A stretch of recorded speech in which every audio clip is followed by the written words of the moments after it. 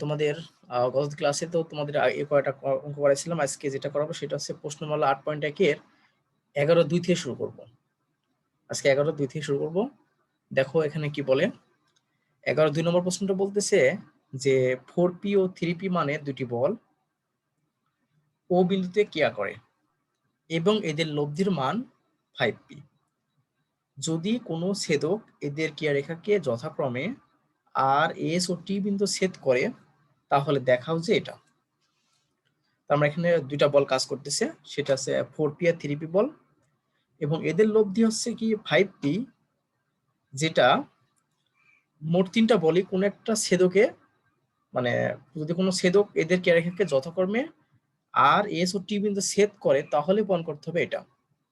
আমি চিত্রটা আঁকাচ্ছি, দেখবে তুমি বুঝতে পারবে। তো প্রিয় শিক্ষার্থী দেখো, এখানে মনে করো যে কোনো বিন্দুতে বলতেছে কি ও বিন্দুতে, তো ও বিন্দুতে দুইটা বল ক্রিয়া করতেছে। একটা ও বিন্দু নিলাম, এখানে দুইটা বল ক্রিয়া করতেছে, একটা বল কি 4p আর একটা 3p। তো আমি এবং বলতেছি এরা একটা ছেদক যারা, যদি কোনো ছেদক, ছেদক মানে যেখানে ছেদ করে, একটা ছেদক নিলাম, সেটা মনে করো যে এম আর এন, একটা ছেদক নিলাম। তো বলতেছে ও বিন্দু দুইটা ক্রিয়া বল, সেটা হচ্ছে কি একটা 4p এবং 3p বল। দেখো এখান থেকে আমি এটা নিলাম হচ্ছে কত 4p বল,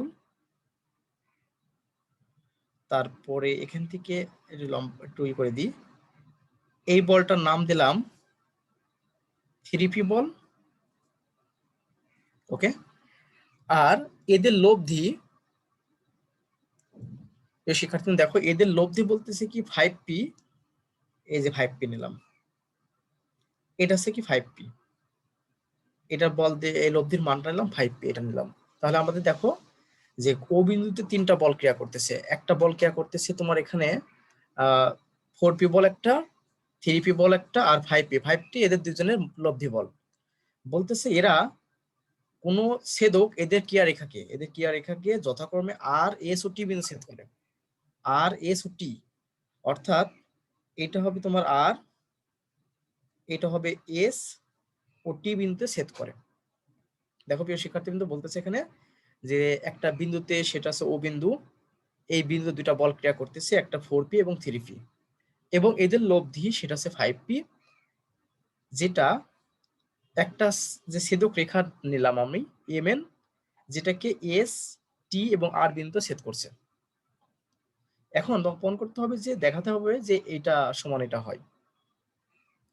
তো প্রিয় শিক্ষার্থীবৃন্দ, এই অঙ্ক করার ক্ষেত্রে তোমাকে প্রথমে যে কাজটা করতে হবে সেটা হচ্ছে যে এই যে এমএন যে আমরা একটা ছেদক নিয়েছি, সেই ছেদকের উপরে প্রথমে যে কাজটা, এরপর একটা লম্ব টানতে হবে। এই যে ওএক্স একটা লম্ব টানলাম, ওএক্স একটা লম্ব টানলাম। তো আমরা একটু লিখি এখানে, সেটা হচ্ছে যে আমরা একটু লিখবো যে ধরি ও বিন্দুতে, প্রিয় শিক্ষার্থীদের আশা করি যে প্রশ্ন অনুসরণ করে এটা বুঝতে পারছো।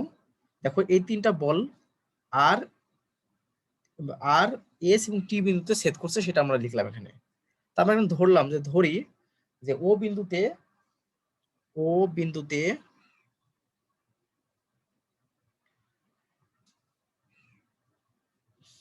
এই যে ও আর তারপর ও এস ও ওটি, যেহেতু জায়গা না এখানে, ওটি বরাবর যথাক্রমে 4p 3p ও 5p বল কেয়ারত, তাই লিখলাম এখানে। দেখো প্রিয় শিক্ষার্থীবৃন্দ, আমরা কিন্তু এনটা হচ্ছে আসলে এই পর্যন্ত শেষ করছি। ও বিন্দুতে ও আর ও এস ও ওটি বরাবর যথাক্রমে, দেখো এই যে ও আর বরাবর এই 4pটা কিন্তু আসলে এই যে 4pটা লিখছি আমরা, কিন্তু 4pটা হচ্ছে এটা এখানে দিলাম। ও আর বরাবর 4p ক্রিয়ারত, ওএস বরাবর 3p ক্রিয়ারত, এবং ওটি বরাবর 5p ক্রিয়ারত। আমি বললাম যে ও আর ওএস ও ওটি বরাবর যথাক্রমে 4p 3p ও 5p বল ক্রিয়ারত, এটা আমি লিখলাম। এখন আমরা একটা কাজ করলাম কি, দেখো এটা করলাম যে ও বিন্দু হতে এই এম এন ছেদকের উপর ও এক্স লম্ব টানলাম, সেটা আমরা লিখবো যে ও হতে এম এন ছেদকের উপর mn ছেদকের ওপর OX লম্ব আঁকি, OX লম্ব আঁকি। যেহেতু আমরা আঁকলাম, এই যে OX লম্বটা আঁকলাম সেটা আমি বলে দিলাম। তো এখন কথা হলো, দেখো প্রিয় শিক্ষার্থীবৃন্দ, আমরা এখানে একটা কাজ করব, সেটা হচ্ছে বলের লম্বাংশের সূত্র নিয়ে কাজ করব। বলের লম্বাংশের সূত্র। তো তোমাদেরকে আমি এটা আবার বলতেছি, বলের লম্বাংশের সূত্রটা কেমন। মনে করো যে এখানে 3টা বল কাজ করতেছে, এটা OX 3টা বল কাজ করতেছে। এখন কথা হচ্ছে যে এই যে যদি এটা পি বল হয়, এটা যদি আর বল হয়, লব্ধি বল হয়, আর এটা যদি কিউ বল হয়, এবং এই 3টা বল যদি OX এর সাথে পি বল মনে করো যে আলফা কোণ উৎপন্ন করলো, কিউ এর সাথে OX মানে কিউ বলটা OX এর সাথে বিটা কোণ উৎপন্ন করলো, আর যদি আরটা এর সঙ্গে থিটা কোণ উৎপন্ন করে, সেক্ষেত্রে OX বরাবর যে লম্বাংশ নিই আমরা, সেক্ষেত্রে আমাদের হয় মূলত আমি যদি এখানে লিখি, এটা মনে করো যে আমি রাফ করতেছি, হ্যাঁ এটা রাফ। তো যদি বলতেছি যে OX এর সঙ্গে বলে লম্বাংশ সূত্রটা ছিল যে OX এর সঙ্গে যদি পি বলটা আলফা কোণ উৎপন্ন করে, আর বলটা থিটা কোণ উৎপন্ন করে, এবং OX এর সঙ্গে কিউ বলটা বিটা কোণ উৎপন্ন করে, সেক্ষেত্রে OX বরাবর যদি লম্বাংশ নিই, সেক্ষেত্রে আমাদের সূত্রটা ছিল আর cos থিটা ইকুয়াল টু, আর cos থিটা মানে আর এই যে এই বলটা যেহেতু এর সাথে থিটা কোণ উৎপন্ন করছে, এই জন্য আর cos theta equal to p cos alpha plus q cos beta. এটা আমরা সূত্র মূলত আমাদের, এটা আমাদের মূলত সূত্র। এখন দেখো প্রিয় শিক্ষার্থীবৃন্দ, যদি এটা সূত্র হয়ে থাকে, তাহলে এখন খেয়াল করো, আমি যদি OX বরাবর লম্বাংশ নিই, তাহলে আমি এখন কি করব, এই অঙ্কটার ক্ষেত্রে আমরা কি করব, OX বরাবর লম্বাংশ নিয়ে পাই। OX বরাবর বলগুলোর লম্বাংশ নিয়ে পাই, বলগুলোর লম্বাংশ নিয়ে পাই।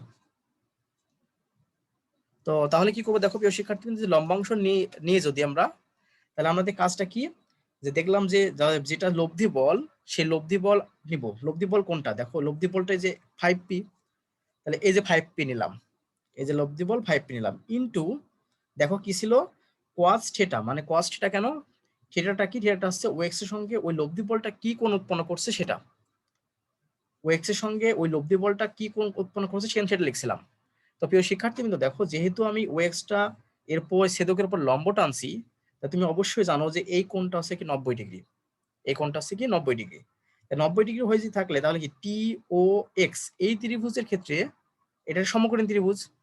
তাহলে এখন আমি যেহেতু কোণটা, তাহলে সমকোণী ত্রিভুজ যদি হয়ে থাকে, তাহলে এই কোণের বিপরীত বাহু অতিভুজ হবে, আর এটা যদি কোণ ধরে তাহলে এই কোণের বিপরীত বাহু লম্ব হবে। ওকে, তো আমরা একটা কাজ করি আগেই, যে সে কাজটা হচ্ছে, দেখো আমি যখন অতি নিলাম, মানে কি বলে লব্ধি নিলাম, যখন আমরা লব্ধি নিলাম, এই যে লব্ধি 5p নিলাম, এখন দেখতেছি যে এই 5p OX এর সাথে কি কোণ উৎপন্ন করছে। দেখো তো প্রিয় শিক্ষার্থী বিন্দু, এই যে OT বা 5p বলটা OX এর সঙ্গে এই যে এই কোণ উৎপন্ন করছে, অর্থাৎ টি ও এক্স কোণ উৎপন্ন, তাহলে আমি এখানে লিখতে পারি cos টি ও এক্স।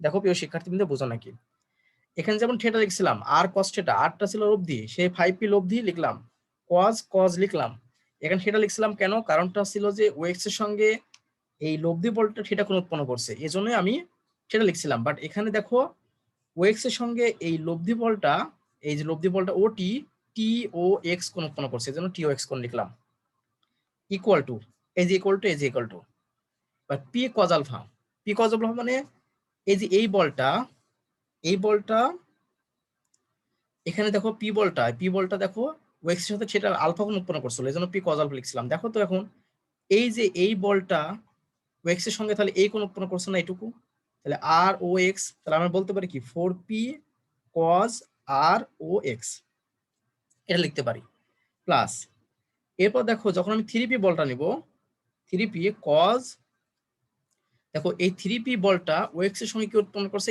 এস ও এক্স কোণ উৎপন্ন করছে, এস ও এক্স কোণ উৎপন্ন করছে। তো প্রিয় শিক্ষার্থীগণ, দেখো আমরা এগুলো করলাম। এখন কথা হচ্ছে যে আমরা এটাকে কোণ চিহ্ন দিতে পারো, এটা কোণ চিহ্ন দিতে পারো, সমস্যা নেই, এটা লিখলাম। এখন আমরা যেটা আছে সেটা লিখবো, এখানে 5p আছে। তো প্রিয় শিক্ষার্থীবৃন্দ, দেখো যেহেতু এটা cos, কজ যেহেতু টি ও এক্স মানে এই কোণটা বোঝাচ্ছে, তো এই কোণটা যদি বোঝায় তাহলে এই কোণের বিপরীত বাহুটাকে অবশ্যই লম্ব বলবো, আর এই কোণের বিপরীত বাহুটাকে অতিভুজ বলবো। তার মানে কি ওটি অতিভুজ, আর আছে ও এক্সটা ভূমি, আর টি এক্সটা মানে টি ও এক্স এই ত্রিভুজের টি এক্সটা হচ্ছে কি লম্ব। কজের ক্ষেত্রে আমরা কি লিখতে পারি? কজের ক্ষেত্রে লিখতে পারি ভূমি বাই অতিভুজ। তাই ভূমিটা কোনটা? ও এক্স, তাহলে ভূমিটা ও এক্স বাই মানে এটা সমান ও এক্স আর অতিভুজ হচ্ছে ওটি, তো ও এক্স বাই ওটি আমরা লিখতে পারলাম। দেখো এটা ভেঙে কিন্তু এটা করলাম, কারণ টি ও এক্স এই সমকোণী ত্রিভুজে, কারণ কোনটা নিতেছি আমরা? এই কোনটা লিখলাম ইকুয়াল। এখন এখানে 4p দেখলাম, cos আর ও এক্স, আর ও এক্স অর্থাৎ এই কোনটা। যখন আমরা এই কোনটা নিব, দেখো প্রিয় শিক্ষার্থীবৃন্দ, আর ও এক্স এই কোনটা নিব, তখন এই ত্রিভুজটা নিয়ে কাজ করব। এই ত্রিভুজটা নিয়ে কাজ করলে, আর ও এক্স এই ত্রিভুজ নিয়ে কাজ করলে, এইটা হচ্ছে তো সমকোণ, তাহলে এটা অতিভুজ, এইটুকু হচ্ছে লম্ব, এইটুকু হচ্ছে ভূমি। তাহলে কজ এর ক্ষেত্রে ভূমি বাই অতিভুজ, ভূমিটা কোনটা? ভূমিটা ও এক্স, আর অতিভুজটা অবশ্যই ও আর, এই যে ও আর লিখলাম। ওকে, প্লাস দেখো এই যে 3p লিখলাম, cos S O X, S O X এই কোনটা মানে টোটাল এই কোনটা।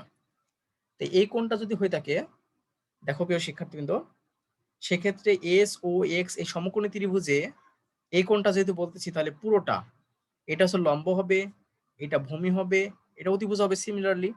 তাহলে আমাদের সূত্রটা কি? কজের ক্ষেত্রে ভূমি বাই অতিভুজ, তাই ভূমিটা কোনটা? ও এক্স, আর অতিভুজটা কোনটা? এখানে ও এস।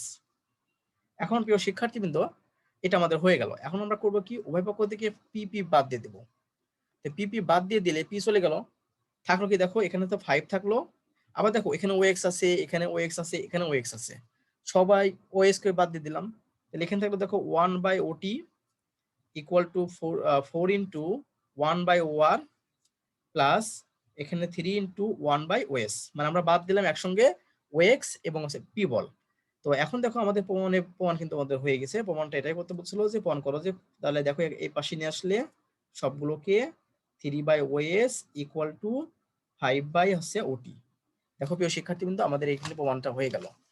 আমরা সবগুলোকে এক পাশে নিলাম, 4 by O R plus 3 by O S equal to 5 by OT, এটাই আমাদের প্রমাণ করতে বলছিল। তো আমার এটা প্রমাণিত হয়ে গেল। তো দেখাও যে, এই দেখো প্রিয় শিক্ষার্থীবৃন্দ, 4 by O R 3 by O S equal to 5 by OT, সেটা কিন্তু আমাদের এখানে প্রমাণ হয়ে গেল। দেখাতে বলছিল, দেখানো হলো। তার মানে আমরা কি বলবো? এখানে দেখানো হলো। এটা ছিল খুবই সোজা একটা অঙ্ক, মানে খুবই সোজা অঙ্কটা, দেখানো হলো। ওকে, এখন প্রিয় শিক্ষার্থীবৃন্দ, পরেরটা অঙ্ক দেখাবো আমি। এই অঙ্কটা আশা করি বিষয়টা বুঝতে পারছো। তো পরেরটা অঙ্ক দেখো, 12-1 নম্বর অঙ্কটা। 12-1 নম্বর অঙ্কটা অনেক ইম্পর্টেন্ট। এই অঙ্কগুলো ইম্পর্টেন্ট, যেগুলো আমি করে আসছি মোটামুটি সবগুলো ইম্পর্টেন্ট অঙ্ক। 12-1 নম্বর অঙ্কটা বলতেছে যে এক বিন্দুতে কার্যরত পি কিউ মানের দুইটি বলের লব্ধির মান আর, এবং পি এর দিক বরাবর আর এর লম্বাংশের পরিমাণ কিউ হলে প্রমাণ করো যে বল দুটি অন্তর্ভুক্ত কোণ alpha equal to cos inverse q minus p by q equal to 2 sine inverse p by two কে। এটা একটু লেখা হয়ে গেছে, এটা পি বাই টু কি হবে প্রিয় শিক্ষার্থীবৃন্দ? এটা পি বাই টু কে। তোমাদের যাদের কাছে বই আছে বইটা খুলে দেখো, 2 sine inverse p by two q, এবং লব্ধির মানটা বলতেছে q square minus p square plus two p q, এটা বলতেছে। তো দেখো বলতেছে এক বিন্দুতে কার্যরত পি কিউ মানে দুইটি বল। একটা বিন্দু নিলাম, এই যে এই বিন্দু দুইটা বল কাজ করতেছে। একটা বল আছে পি বল, একটা আছে কিউ বল, এই দুটো বল কাজ করতেছে। এবং বলছে দেখো, এবং এদের লব্ধির মান আর, তো লব্ধির মান এই যে দিলাম আর, আর এবং পি এর দিক বরাবর, এই পি এর দিক বরাবর আর এর লম্বাংশের পরিমাণ আছে কিউ। তো প্রিয় শিক্ষার্থীবৃন্দ, তোমাদেরকে আমি যখন শিখাইছিলাম যে লম্বাংশ বিষয়টা কি, তখন এটা দেখানো হয়েছিল। লম্বাংশ বিষয়টা কি তোমাদেরকে দেখানো হয়েছিল। তখন খেয়াল করে দেখো লম্বাংশটা কি। মনে করো যে আমি তো এখানে আর বলে লম্বাংশ বের করতে বলতেছি, তো পি বরাবর, এটা পি বরাবর এই আর বলে লম্বাংশ বের করতে আমাদের বলতেছে। তো সেক্ষেত্রে কি হবে? সেক্ষেত্রে খেয়াল করে দেখো যে যদি এই যে আর বলটার, এই যে আর বলটা আছে, সেই বলটার আমরা একটা লম্ব টানবো পি বলের উপরে, এটা তো পি বল। আর বল লম্বাংশ বলতে বললে কি হবে? আর বলের, এই যে আর বলটা আছে তার বলে একটা লম্ব পি বলের উপর টানবো। তো তো এটা যদি আমাদের থিটা ধরি, এটা যদি আমাদের থিটা ধরি, তাহলে আমরা কিন্তু লিখতে পারি cos থিটা ইকুয়াল টু, দেখো cos থিটা ইকুয়াল টু ভূমি আর অতিভুজ। তাহলে ভূমি কোনটা? এটা যদি সমকোণী ত্রিভুজ হয় তাহলে ভূমিটা হচ্ছে এটা পি বল, আর অতিভুজটা হচ্ছে কি আর বল। তো প্রিয় শিক্ষার্থীবৃন্দ, তোমাদেরকে লম্বাংশ বিষয়টা কি আবার একটু বোঝাই। লম্বাংশ হচ্ছে কোনো একটি বলের যে বল বরাবর বলবে, যেহেতু পি বল বরাবর বলতেছে, তাহলে এই আর বলের একটা লম্ব টানবো কি এই বলের ওপরে, পি বলের ওপর। এখন পি বলের ওপর টানার পরে এখান থেকে যে এখানকার যে দূরত্বটা পাবো সেটাই বলবো কি আর বলের লম্বাংশ। তার মানে এই লব্ধি বলটা যে নিলাম বা যেই বলে নিই না কেন, যেই বলের ওই বলটার হচ্ছে যেই বলের উপর বলতে বলবে, লম্বাংশ নিতে বলবে, তারপর একটা লম্ব টানবো। লম্ব টানার পরে এই বিন্দু হতে ওই লম্ব পরিমাণ যে দূরত্ব পাবে সেটা হচ্ছে কি ওই বলটার লম্বাংশ, আর বলটার লম্বাংশ। তাহলে এখন খেয়াল করে দেখো প্রিয় শিক্ষার্থীবৃন্দ, তাহলে পি কে মানে পি টু কে বলতেছি কি আর বলের লম্বাংশ। তাহলে এখান থেকে ক্যালকুলেশন করলে কি হয় দেখো তো, p equal to R cos theta হয় না? P equal to R cos theta হয় যদি ওই অ্যাঙ্গেলটা থিটা হয়, তাহলে p equal to R cos theta. তো প্রিয় শিক্ষার্থীবৃন্দ দেখো, আমরা তাহলে এখান থেকে p equal to R cos theta এটা দেখলাম। এখন আমরা ধরে নিলাম এদের মধ্যবর্তী কোণ হচ্ছে আলফা। টোটাল আমরা সবসময় ধরে নিছি পি ও কিউ এর মধ্যবর্তী কোণ আলফা, এবং লব্ধি বলটা পি এর সাথে সেটা এখন উৎপন্ন করছে, পি এর সাথে সেটা এখন উৎপন্ন করছে। তো প্রিয় শিক্ষার্থীবৃন্দ, তাহলে আমরা এখানে একটা কাজ করবো, সেটা হচ্ছে এই পি বরাবর একটা ধরে নিই, যে ধরি হচ্ছে পি ও কিউ এর মধ্যবর্তী কোণ আলফা এবং লব্ধি আর পি বলের সাথে সেটা এখন উৎপন্ন করছে। এই জিনিসটা তোমরা লিখবা, তোমাদেরকে আমি আবার বলি, লিখতে হবে যে ধরি পি ও কিউ বল দুটির মধ্যবর্তী কোণ আলফা এবং লব্ধি আর পি বলের সাথে সেটা এখন উৎপন্ন করছে। ওকে, আমরা চিত্র অনুসরণ করে কিন্তু সবকিছু লিখলাম, যে ও বিন্দু দিলাম একটা, ও বিন্দু কে আর হতো, দেখো এক বিন্দুতে কে আর হতো মানে ও বিন্দু কে আর হতো পি ও কিউ মানের দুইটি বলের লব্ধির মান আর, এই যে লব্ধির মান আর, এবং পি এর দিক বরাবর, পি এর দিক বরাবর আর এর লম্বাংশের পরিমাণ কিউ হলে প্রমাণ করো যে বল দুটি অন্তর্ভুক্ত কোণ আলফা ইকুয়াল টু এটা এবং লব্ধির মান আর ইকুয়াল টু এটা প্রমাণ করতে হবে। তোমাদেরকে আমি বললাম কি, তোমরা লিখবা বা আমি লিখে দিচ্ছি বিষয়টা, যে ধরি পি ও কিউ বলদ্বয়ের মধ্যবর্তী কোণ এটাকে রাফ মধ্যবর্তী কোণ আলফা এবং এদের লব্ধি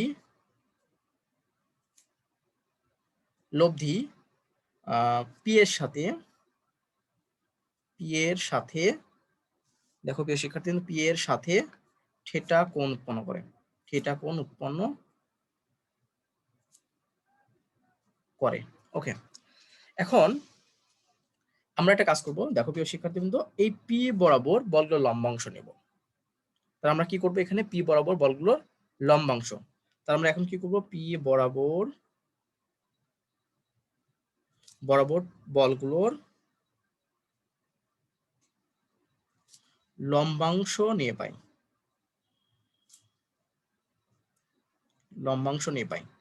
তো পি বরাবর যে বলগুলোর লম্বাংশ নিয়ে পাই, দেখো তো প্রিয় শিক্ষার্থীবৃন্দ, যে তাহলে লব্ধি বলটা পি এর সাথে কত ডিগ্রি কোণ উৎপন্ন করছে, আর থিটা কোণ। তাহলে এখানে কি লিখবো, R cos theta equal to, R cos theta equal to, এখন বলতেছে দেখো পি বলটা এই পি বরাবর কত ডিগ্রি কোণ উৎপন্ন করছে, 0 ডিগ্রি কোণ উৎপন্ন করছে। তাহলে আমি লিখবো কি পি কস 0 ডিগ্রি, প্লাস এই কিউ বলটা দেখো পি বলের সাথে কোণ উৎপন্ন করছে কিন্তু আলফা কোণ, তার মানে এখানে লিখতে পারবো কি কিউ কস আলফা। দেখো প্রিয় শিক্ষার্থীবৃন্দ, আমরা এটা লিখলাম।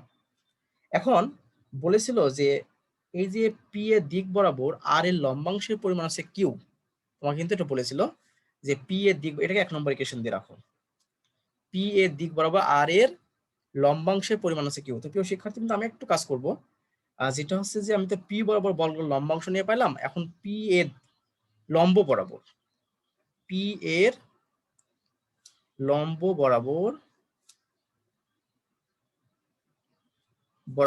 বলগুলোর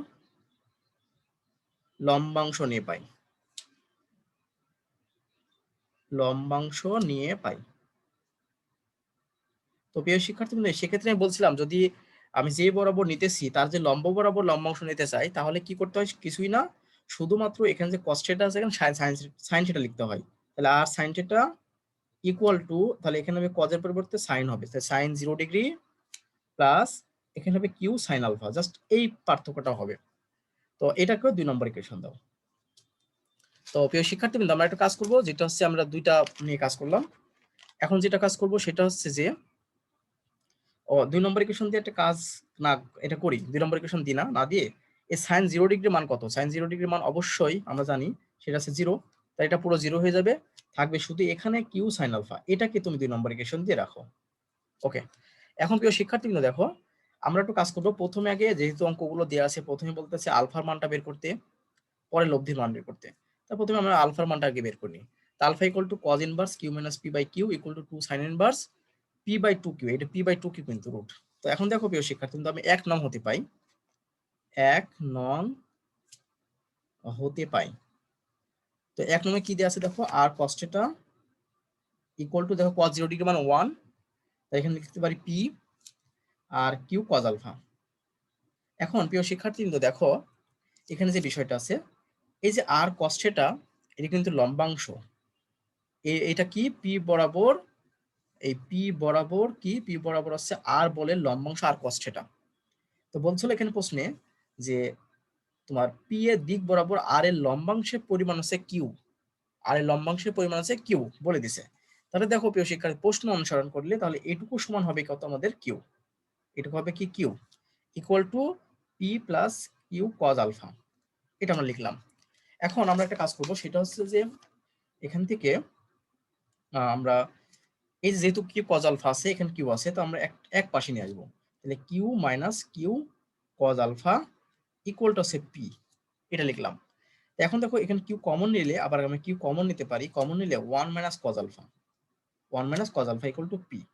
ওকে, তো এখন দেখছি 1 মাইনাস cos আলফা, এটা সূত্র আছে, এই সূত্র কি তোমরা জানো, 2 sin স্কয়ার আলফা বাই 2।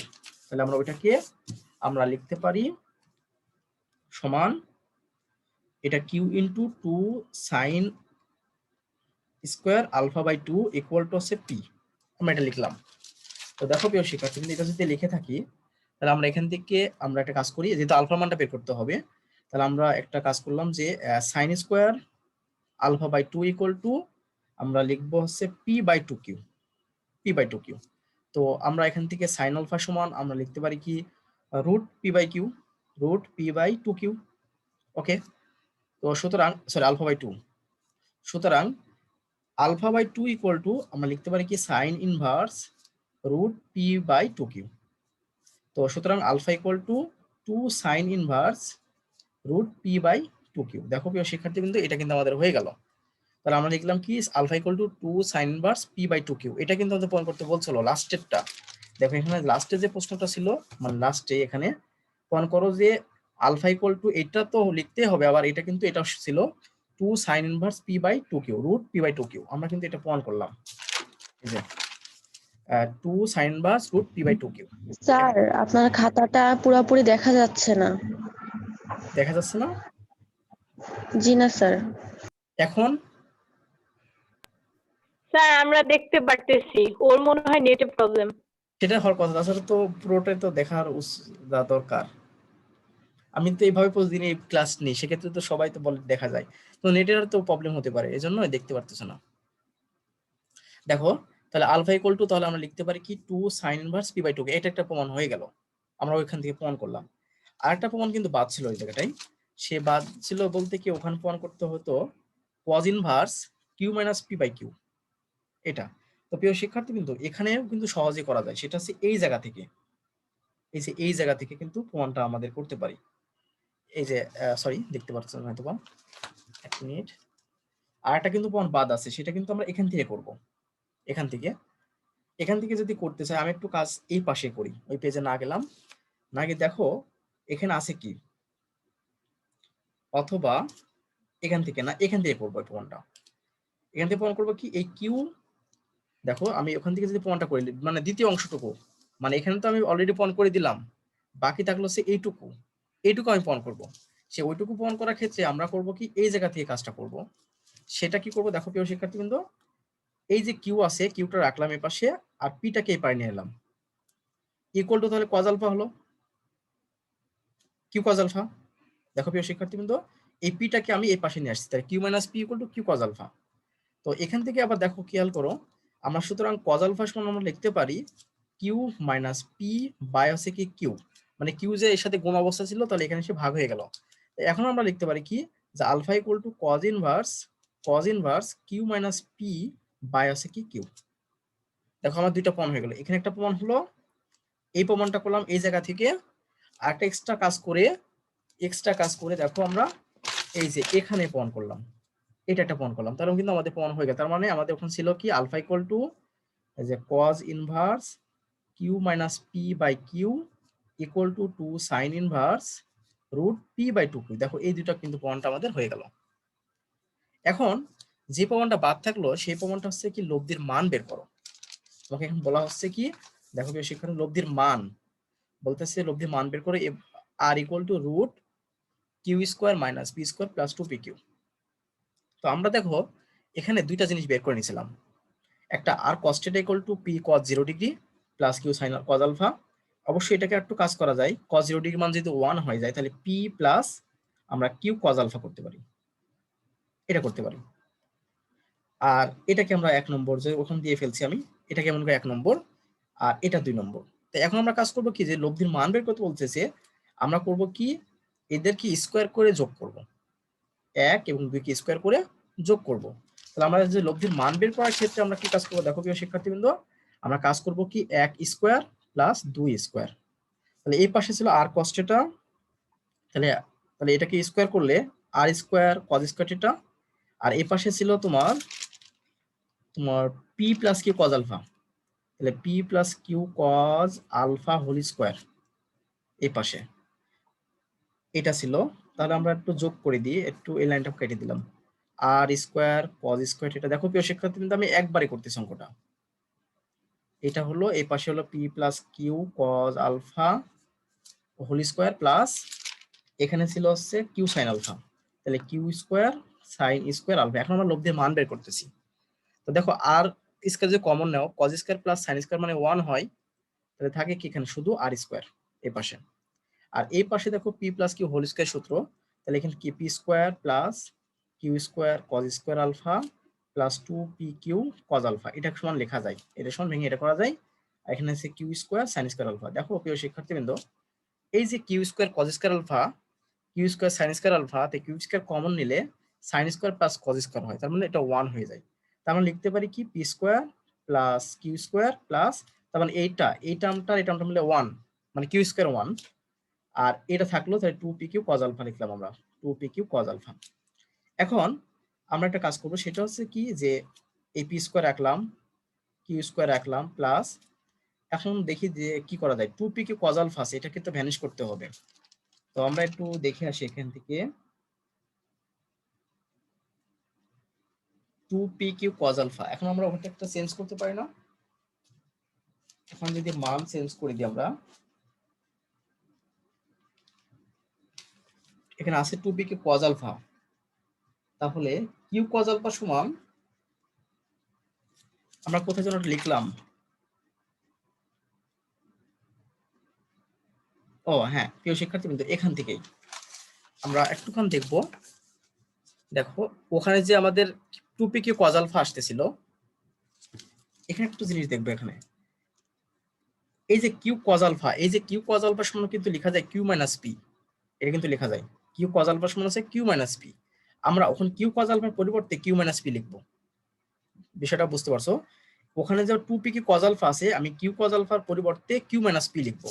তাহলে আমরা এখানে কি লিখবো, এখানে দেখো এই যে এখানে 2 পি কিউ কজ আলফা আছে, তো এই কিউ কজ আলফার পরিবর্তে আমরা লিখবো কি কিউ মাইনাস পি। তাহলে ক্যালকুলেশন করলে কি হয়, p square plus q square আমরা plus 2 p q minus 2p 2 p square. Okay, এখন দেখো পি স্কোয়ার থেকে 2 পি স্কোয়ার বিয়োগ করলে দেখো এমন হয় না, q square minus p square plus 2 p q এটা হয়। তো আমাদের লব্ধির মান যেহেতু বের করতে বলছেন, আর স্কোয়ার হয়ে আসতেছে, সুতরাং আর ইকুয়াল টু রুট তোমার q square minus p square plus 2 p q, এই তো আমাদের প্রমাণিত। তাহলে আমাদের দেখো এখানে লব্ধির মান বের করলাম, এবং লব্ধির যে দিকগুলো বের করতে বলছিল তাদের অন্তর্ভুক্ত কোন, সেটা কিন্তু আমরা বের করে দিলাম। তো তোমরা কি এটা বুঝতে পারছো? আশা জি করি স্যার। বিষয়টা বুঝতে পারছো। খুবই সোজা একটা অঙ্ক ছিল এবং খুবই ইম্পর্টেন্ট অঙ্কগুলো।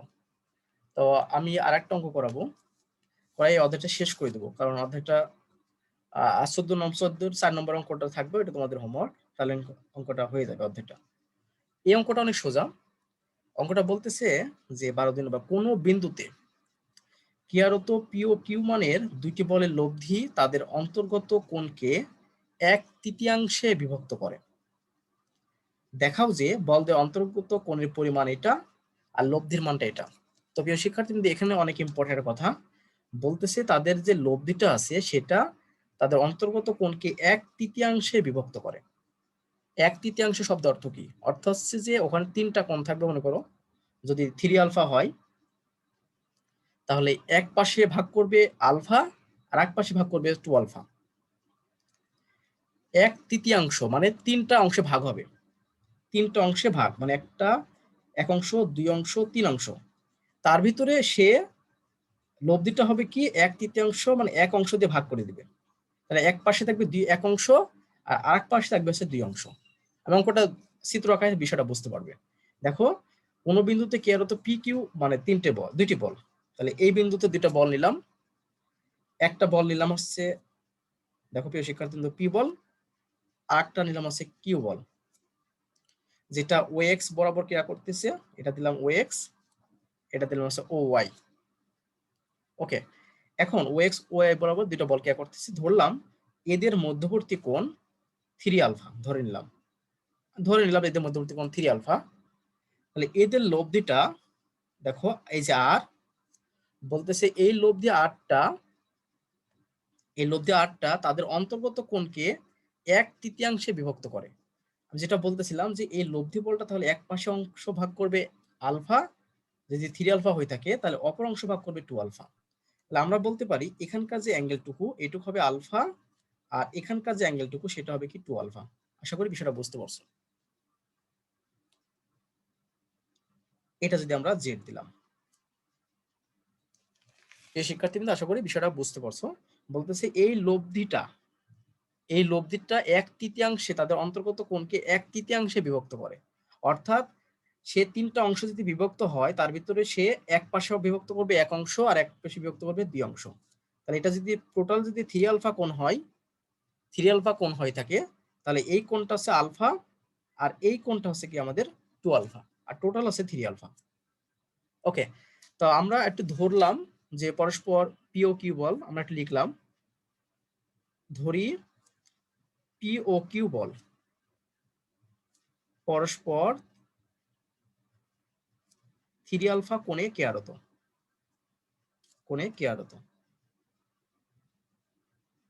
এটা লিখলাম। সুতরাং আমরা এটা লিখতে পারি যে এটা যে ও বিন্দু বলি, এক্স ও ওয়াই কোণ সমান 3 আলফা কোণ, টোটাল কোণ যেহেতু এক্স ওয়াই কোণ। এবার দেখো এক্স ও জেড এই কোণটা সমান আলফা কোণ, আর জেড ও ওয়াই বা ওয়াই ও জেড এই কোণটা সমান দেখো 2 আলফা কোণ। আমরা এগুলো সব লিখে নিলাম। এখন প্রিয় শিক্ষার্থীবৃন্দ, যেহেতু এরকম কোণের ব্যাপার স্যাপার আছে, তাহলে আমরা করবো কি, এখানে বলের সাইন সূত্র ব্যবহার করে পাবো। তাহলে বলের সাইন সূত্র হতে পাই,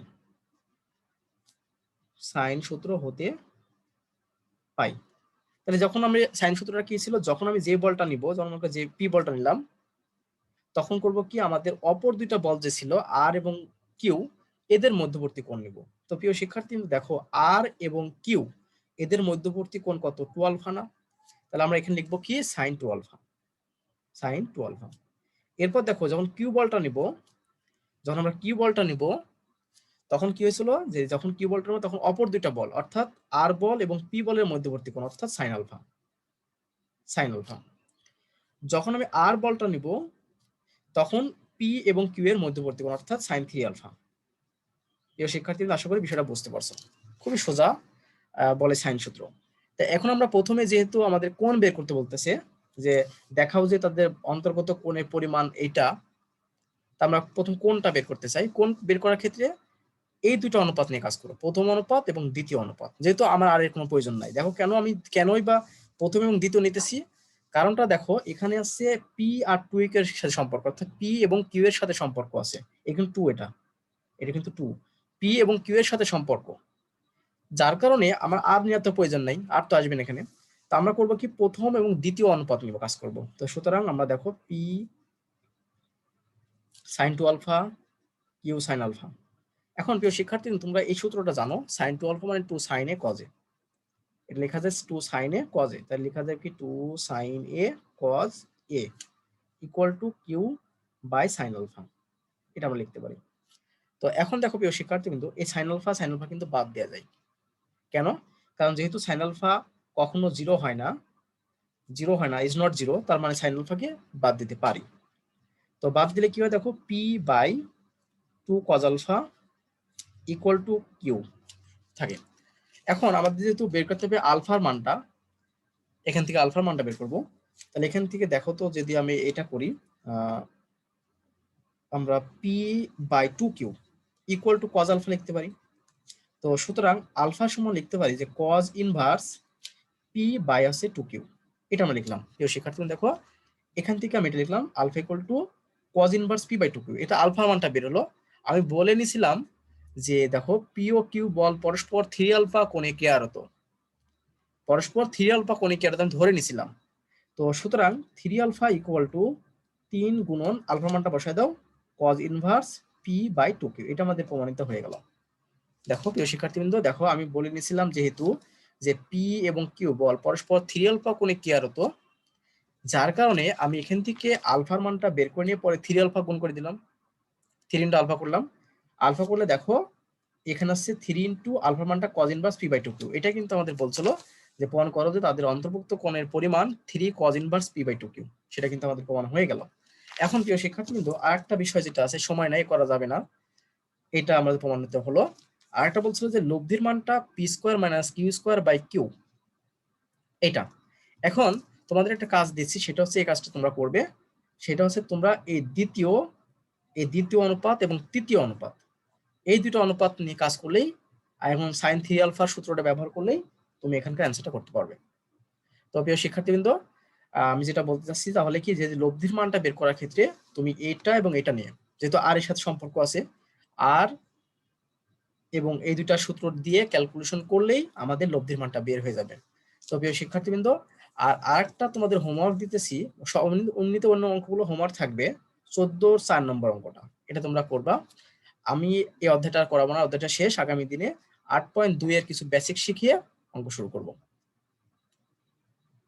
তো এখন তোমরা তো কোনো প্রশ্ন করো না, আসলে ক্লাসে প্রশ্ন না করলে কিন্তু ক্লাস মজা পাওয়া যায় না, রোবটের মতো বলে গেলাম, আসলে এটা কিন্তু হয় না। তো যাই হোক, তোমরা যেটা ভালো মনে করো। আর হচ্ছে যে এই তো আজকে ক্লাস এই পর্যন্তই, আর হচ্ছে যেটা আগামী দিনে আমি 8.2 এর কিছু বেসিক শিখে অঙ্ক করাবো, আর এই অধ্যায় করাবো না, বাকি অঙ্কগুলো তোমাদের হোমওয়ার্ক থাকবে। এখন তোমরা লিভ নিতে পারো।